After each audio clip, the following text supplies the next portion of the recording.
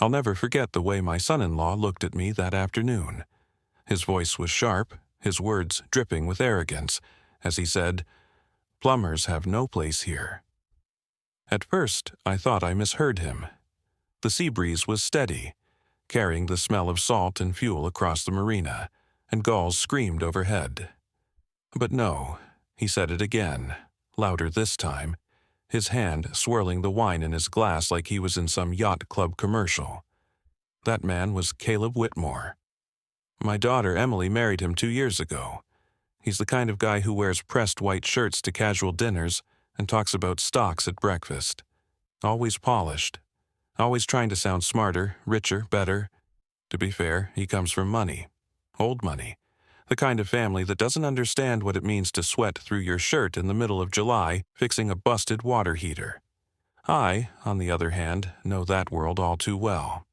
My name is Jack Renshaw, 60 years old, plumber by trade, and for nearly 4 decades my work has been my life.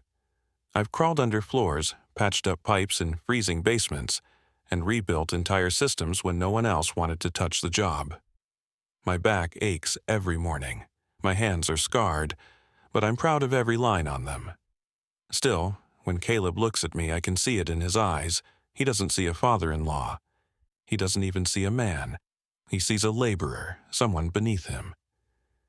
That day, I was bent down on the deck of the yacht, tightening a joint on a leaking pipe that ran along the side. Nothing serious, just routine maintenance. I liked doing it myself, quietly, without calling anyone. There was something satisfying about fixing problems with my own hands. The water glittered just below, the afternoon sun bouncing off the surface like shards of glass. Behind me, I could hear their voices. Emily's was gentle, the same soft tone her mother used to have, always trying to keep peace. Caleb's, though, it cut through everything. "Emily," he said, "this is supposed to be an elegant gathering place. Not a workshop. He's just trying to help," she replied quickly.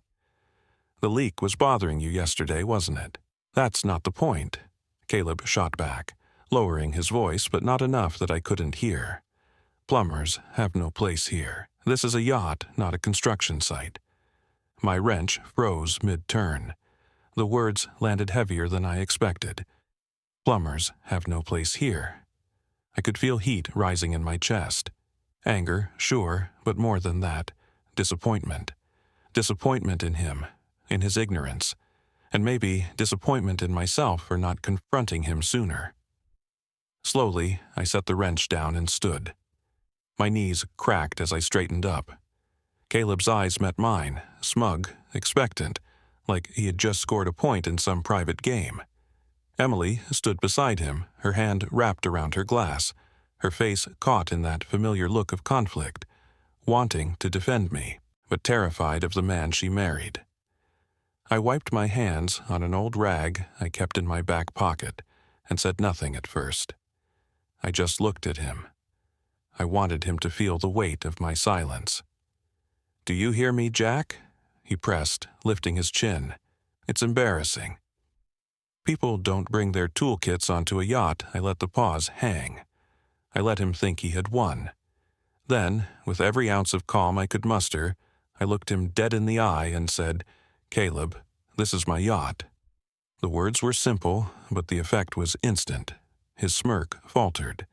The wine glass in his hand wobbled just enough that I thought he might spill it.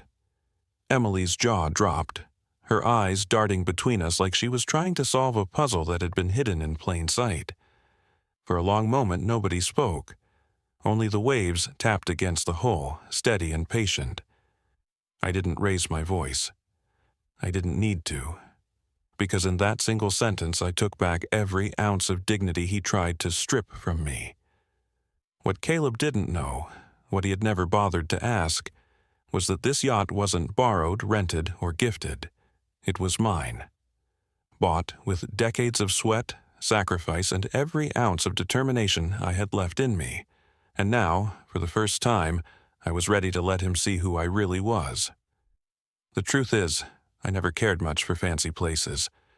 Give me a diner with good coffee and a booth that squeaks when you sit down, and I'm happy. But that Saturday afternoon, standing at the marina, I had to admit it was beautiful. Rows of sleek yachts lined the docks, their polished hulls catching the late Florida sun. The water shimmered, reflecting masts like tall silver spears, while the faint scent of salt and diesel mixed in the air. That yacht, my yacht, was the crown jewel in my quiet life. 30 years of plumbing jobs, saving every dime I could spare, working overtime when my body begged for rest. While other men bought new cars every 5 years, I drove the same battered Ford truck until the paint peeled away. While neighbors upgraded kitchens, I patched mine with spare parts from jobs.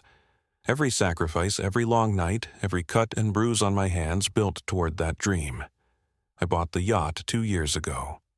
Not to show off, not to impress, just to prove to myself that a man who works with his hands could stand tall in a world built to make him feel small. To me, it wasn't just a boat. It was a monument to perseverance, a reminder that grit can outlast privilege. But Caleb Whitmore, the man who married my daughter, saw none of that. He strutted onto the dock that afternoon like he owned it, wearing sunglasses that probably cost more than my first car. He carried himself the way his father did, like the world owed him something. Caleb had grown up with silver spoons and country clubs, so to him people like me were invisible. Plumbers, electricians, welders, we were the help useful when needed, embarrassing when noticed. Emily walked, beside him, her hand tucked into his arm. My daughter. She looked radiant, the sunlight catching the gold strands in her hair. I still saw the little girl who used to run barefoot in our backyard, chasing fireflies with a mason jar. But here she was, married to a man who wore arrogance like cologne. Oh, Emily loved him. I never doubted that, but I could see how hard she tried to bridge the gap between us.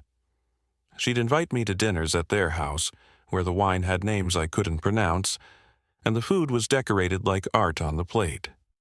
Caleb would make comments about working men or blue-collar folks, and Emily would change the subject, pretending not to hear.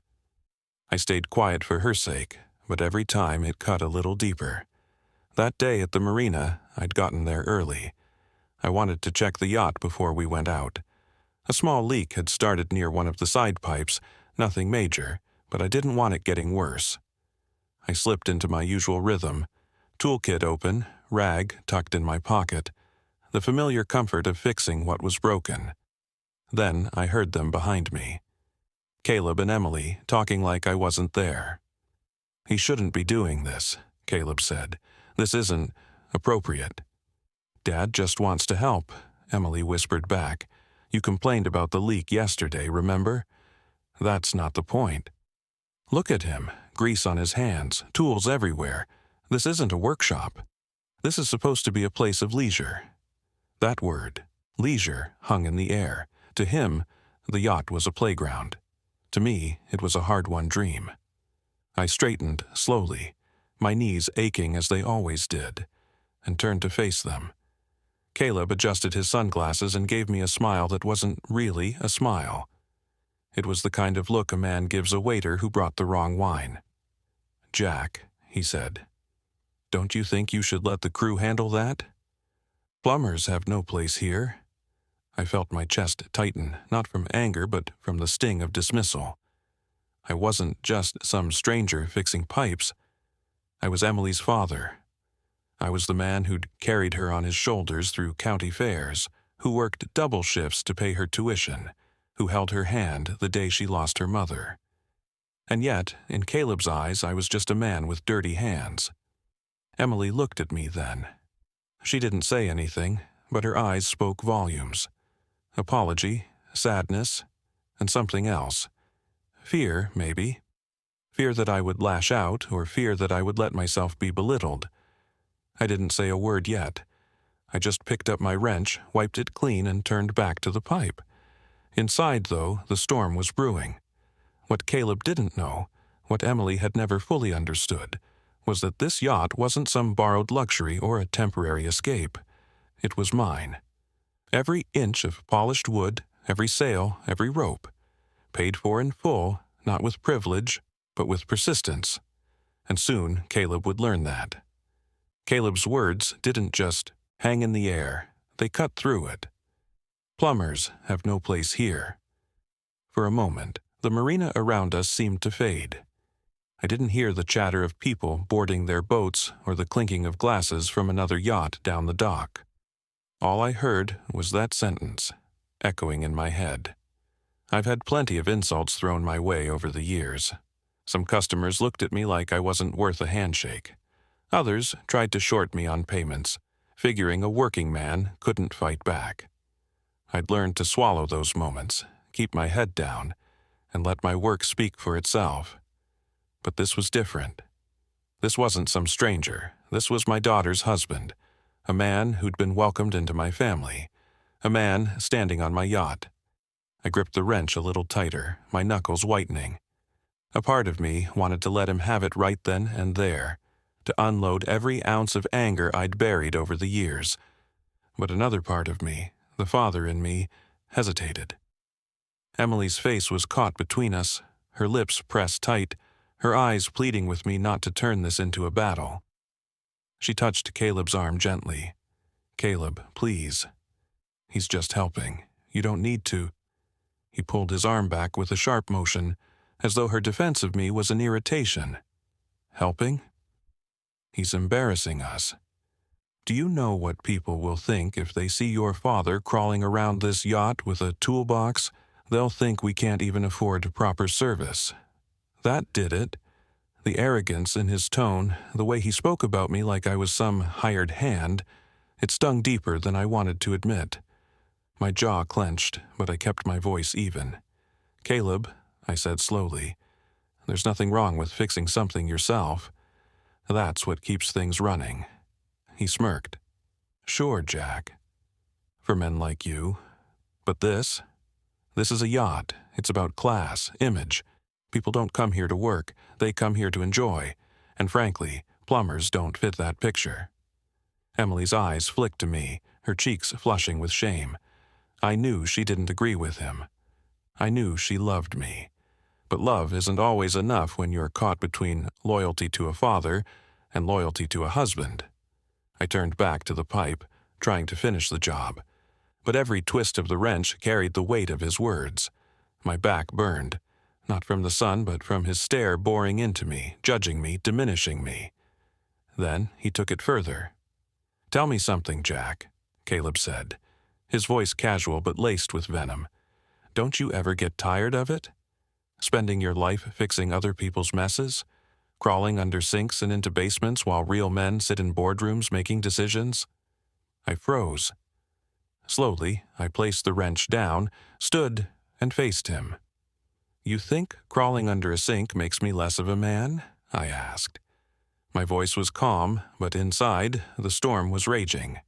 "I think it defines you," he shot back. "It's all you'll ever be. That's the difference between us. I create, I invest, I build wealth. You patch leaks, you fix toilets, you keep things from falling apart, but you've never built anything worth remembering." Emily gasped softly.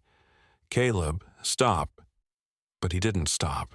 He leaned closer, lowering his voice to a sharp whisper that still carried enough bite to sting. "And the truth is, Emily deserves more than a father who can't even sit at the same table as the people she belongs with." For the first time, I saw my daughter flinch. She turned away, blinking hard, her shoulders trembling with shame or anger, or maybe both. That moment broke something inside me. It wasn't just about me anymore. It was about the way he was erasing her roots, the way he was trying to rewrite her history by erasing mine. I took a deep breath, my chest rising like a tide I could no longer hold back. My hands shook, not from fear, but from the weight of every insult, every dismissal, every time someone like Caleb looked at men like me and saw nothing. I knew then that silence wouldn't protect Emily. Silence wouldn't teach Caleb a lesson. Silence would only cement his belief that he was right. So I made a decision. I would not shrink. I would not bow. And when the moment came, I would show him exactly who I was and exactly where he stood. The storm inside me had finally found its direction. I stood there, staring at Caleb, his words still cutting through me like knives. My hands trembled slightly, not from weakness, but from holding back the anger that threatened to spill over. For a long time, I had let men like him look down on me, call me less, treat me like my work was dirt under their shoes. But this time was different. This was personal. I glanced at Emily. Her eyes darted between us, searching for safety, searching for peace. My daughter, the little girl who once sat on my shoulders to watch fireworks on the 4th of July, was now trapped between her father and her husband. And the shame she carried in that moment wasn't hers to bear. It was mine if I let Caleb keep running his mouth. I inhaled slowly, feeling the sting of salt air in my lungs, and then I bent down to pick up the rag from my pocket. I wiped my hands with deliberate care, each pass across my palms a silent declaration. I wasn't just cleaning grease, I was preparing myself. "Are you finished with your little repair job?" Caleb sneered. He stood with one hand on the yacht's railing, his other hand wrapped around his wine glass like it was a trophy. I met his gaze. "Yes," I said evenly. "The leak's fixed." "That's good," he said, smirking. "Now, maybe you can enjoy yourself without dragging those tools around, or better yet, leave them at home next time." His words rolled over me like shallow waves. They couldn't drag me under anymore. Not now. I had already made my decision. I placed the wrench back in my kit, snapped it shut, and set it neatly aside. Then I stood tall, shoulders squared, eyes locked on his. For the first time that afternoon, I wasn't just reacting. I was steering this moment, the way a captain steers a ship into the wind. "You know, Caleb," I said, keeping my tone measured, "I've spent my whole life fixing things other people thought were beyond repair. Pipes, furnaces, whole systems no one else wanted to touch. And the truth is, there's pride in that. There's honor in doing a job right even when nobody notices." He chuckled under his breath. "Honor doesn't buy yachts, Jack." I smiled faintly. "Doesn't it?" That flicker of confusion in his eyes told me the hook was set. He didn't know it yet, but I was done playing his game. I walked slowly across the deck, letting my boots thud against the wood. Emily's eyes followed me, nervous, uncertain. I stopped by the captain's chair, placed my hand on the wheel, and let the moment stretch. Caleb frowned, shifting uncomfortably. "What are you doing?" he asked, his voice less steady than before. "Taking control," I said quietly. He laughed, but there was no confidence in it. "Of what?" "You think sitting in that chair makes you a captain?" I leaned forward slightly, my gaze locked on his. "No, Caleb. What makes a captain is responsibility, ownership, the willingness to carry the weight no one else wants. And that, son, is something you've never understood." Emily gasped softly, covering her mouth with her hand. Caleb's smirk twitched, faltering as though he sensed something bigger was coming but couldn't quite put his finger on it. Inside me, a calm settled, the kind of calm I used to feel before taking on the toughest jobs, the ones no one else wanted to touch. The decision was made. I wasn't going to let this pass. Not today. I thought of my late wife, how she used to tell me, "Jack, never let anyone make you forget your worth." I thought of Emily as a child, watching me load my truck before dawn, asking why I had to work so hard. I thought of the years I spent sacrificing everything to build a life with meaning, with substance. And I knew then that the time had come to show Caleb, not with anger, but with truth. I straightened, brushing the rag once more across my palm, then folded it neatly and set it beside my tools. Every movement was deliberate, every pause heavy with intent. "Caleb," I said finally, my voice calm but firm, "you've spent this whole time talking about class, about image, about how men like me don't belong.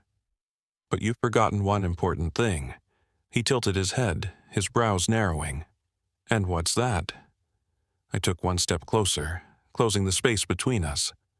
I locked eyes with him, steady and unflinching. "This isn't just some yacht we're standing on," I said. "This is my yacht." The words hadn't yet reached their full weight, but I could feel them ready to drop like an anchor. My decision was made. My patience had run out, and the truth was about to change everything. The silence after my words was thick enough to drown in. "This is my yacht." For a few seconds no one moved. The only sounds were the creak of the dock beneath us and the slap of waves against the hull. Caleb blinked, like his mind couldn't process the sentence. Emily's hand slipped from her wine glass, and it clinked against the railing. "What?" Caleb finally said, his voice sharp but uncertain. I didn't flinch. "You heard me. This yacht is mine." He let out a short, humorless laugh. "That's a good one, Jack." "Cute. But really, whose boat is this? Some client of yours? A boss? Maybe you're renting it for the weekend?" I stepped closer, each word deliberate. "No, not a client, not a boss, not a rental. Mine. Paid for with 30 years of work. Paid for with calloused hands, sore backs, and long nights. Paid for in full. No debts, no favors. Every inch of this boat belongs to me." The smirk slid off his face, replaced by something I hadn't seen before: uncertainty. His jaw tightened, and he tried to steady himself with another sip of wine, but his hand shook slightly. Emily's eyes were wide, locked on me. "Dad, you never told me." I turned to her, softening my voice. "It wasn't about telling, sweetheart. I didn't buy this yacht to brag. I bought it to remind myself that all those years of sacrifice meant something. That a man doesn't have to wear a suit to own something beautiful." Her lips trembled as she nodded, a tear glistening at the corner of her eye. Caleb scoffed again, though weaker this time. "So what? You think owning one yacht makes you my equal?" I held his stare. "No, Caleb. Owning this yacht doesn't make me your equal. It proves I was never beneath you to begin with." His face flushed red. He opened his mouth, but nothing came out. He looked around the deck as if searching for some lifeline, some excuse to cling to. But there was none. The truth was right in front of him, undeniable. I pressed on, not in anger, but with the steady weight of years behind me. "You see these hands?" I held them up, palms scarred, fingers rough. "These hands put food on the table when there was none. These hands kept my daughter clothed, schooled, and safe when life threw everything it had at us. And these hands built a life so strong, it gave her the chance to choose you. Don't you dare look me in the eyes and call that worthless." Emily gasped softly, covering her mouth. Her tears spilled freely now, pride shining through them. Caleb stood frozen. For the first time since I met him, he had no words, no clever quip, no condescending smirk. I stepped back, letting the weight of silence press down on him. Then I gestured to the deck around us. "This isn't just a boat, Caleb. It's proof. Proof that a plumber, a so-called working man, can achieve more than your privileged arrogance ever imagined. And the difference between you and me? I never needed to tear another man down to feel tall." Emily's sob broke the moment. She rushed forward, throwing her arms around me, her head pressed against my chest. "Dad," she whispered, her voice trembling, "I'm so proud of you." I had no idea I kissed the top of her head, my throat tight. "That's because I never wanted you to carry the weight of how hard it was. I just wanted you to have the life your mother and I dreamed for you." Caleb shifted uncomfortably, his face a storm of anger and shame. He muttered, "You should have said something sooner." I looked at him one last time, steady and unyielding. "No, Caleb. I didn't need to. Respect isn't demanded with words. It's earned with a life lived. And today, you've finally seen mine." He had no reply. He set down his glass, turned sharply, and walked toward the dock without looking back. His polished shoes clattered against the wood, each step louder than the last, until he disappeared down the pier. Emily held me tighter. The sun dipped lower, bathing the yacht in a golden glow, as if the world itself was closing one chapter and opening another. For the first time in years, I felt taller. Not because I owned something, but because I had finally spoken the truth that had been burning inside me. The battle was over. And though Caleb walked away with his pride cracked, Emily stayed, her pride in me shining brighter than the sunset. The last echo of Caleb's footsteps faded into the marina, swallowed by the sound of waves lapping against the docks. For the first time all afternoon the air felt lighter, as though the weight of years had been lifted off my shoulders. Emily stayed in my arms, holding on like she was afraid to let go. When she finally pulled back, her cheeks were damp with tears, but her eyes, those same blue eyes she had as a child, were filled with something I hadn't seen in years. Pride. "Dad," she whispered, her voice shaky but steady enough to carry meaning. "I never knew. All this time, you worked so hard and you never said a word." I smiled faintly, brushing a strand of hair from her face. "It wasn't something I needed to say, sweetheart. The work spoke for itself.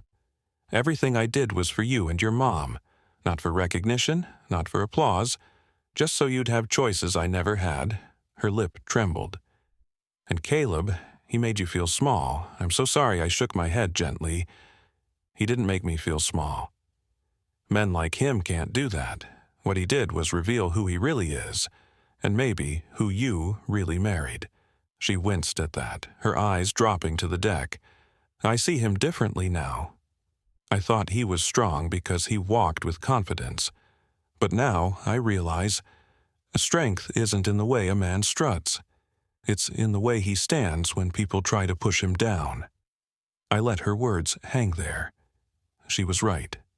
And though it hurt me to see her questioning her marriage, I knew it was a truth she had to face on her own. We sat down on the bench by the stern, the golden light of the setting sun casting long shadows across the deck. For a while, we said nothing, just listening to the water against the hull, the faint cries of gulls overhead. Then Emily spoke again, her voice firmer this time. "Dad, I need you to know I'm proud of you. Not because you own this yacht, but because you never gave up. You built a life from nothing, and you did it with integrity. I want to carry that with me. I need to." Her words hit me harder than Caleb's insults ever could. My chest tightened, my throat thick. For years I had wondered if she understood the sacrifices, the missed dinners, the nights I came home too tired to talk. And in that moment I realized she did. She always had, in her own way. I squeezed her hand. "That's all I ever wanted, Emily. For you to know where you come from and to be proud of it." As the evening deepened, I thought about what had just happened. Caleb's arrogance, his dismissal, his attempt to strip me of dignity, all of it had been burned away by one simple truth. This is my yacht. But more than that, this was my life. A life built not on handouts or shortcuts, but on hard work and stubborn resilience. I knew Caleb would stew over this. Maybe he'd come back with more venom another day. Maybe he'd try to pretend it never happened. But it didn't matter. He had seen me for who I truly was, and so had Emily. That was enough. Later, as the sun dipped below the horizon, I stood at the bow and looked out at the open water. The world was quiet, the sky painted in streaks of orange and purple. I thought of my late wife. She used to tell me, "Jack, the world will try to measure you by its own rules. Don't play their game, make your own." She was right. I had spent my life playing my own game, and in the end, the measure wasn't the yacht, the money, or the image. It was the love of my daughter and the pride of knowing I never compromised who I was. I turned back to Emily, who was watching me with a small, warm smile. "Dad," she said softly, "can we take it out on the water? Just you and me?" I nodded, my heart swelling. "Of course. That's what it's for." And as the engine rumbled to life, I felt a peace I hadn't known in years. Caleb's words would fade, just like the tide. But the lesson of that day, the truth I hoped every person listening to this story would carry with them, was simple. Your worth isn't measured by the title people give you, or the money in your pocket, or the way others judge your place in the world. It's measured by the life you build, the integrity you keep, and the love you leave behind. I may be a plumber, but I'm also a father, a husband, a man who never quit. And this yacht, it isn't proof of wealth, it's proof of dignity. So that was the day my son-in-law tried to put me in my place, and I reminded him exactly where I stood. Not beneath him, not behind him, but as a man who earned every ounce of respect with hard work and sacrifice. If this story hit you, if it reminded you of your own father, your own struggles, or your own victories, don't just keep it to yourself. Hit that like button, because it lets me know this story mattered. Share it with someone who needs to hear that dignity doesn't come from titles or money. It comes from integrity. And I'd love to hear from you. Drop a comment below and tell me, what's the hardest thing you've worked for that made you proud? And if you want more stories like this, stories that are raw, real, and about the lessons we carry through life, make sure you subscribe to the channel and turn on notifications so you never miss the next one. Because at the end of the day, we all have our own yacht, that one thing we've built with sweat and persistence, and no one, no matter how arrogant, can take that from us. Thank you for watching. I'll see you in the next story.